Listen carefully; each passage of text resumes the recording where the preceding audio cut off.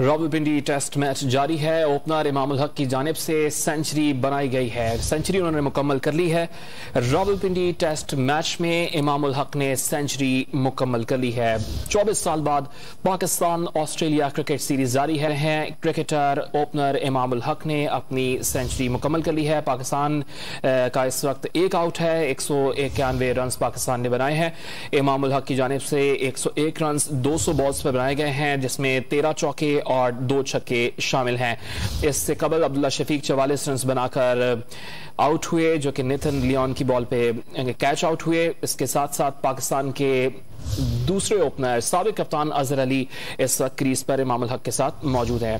पहला test match पहला दिन पाकिस्तान 192 पर एक खिलाड़ी पाकिस्तान का पैवेलियन लौट चुका है। अब्दुल्ला शफीक 44 रन बनाकर पैवेलियन पहुंचे। पैट कमिंस ने उनका कैच लिया नेथन लियोन की बॉल पर, और अब इमाम उल हक ने अपनी सेंचुरी मुकम्मल कर ली है।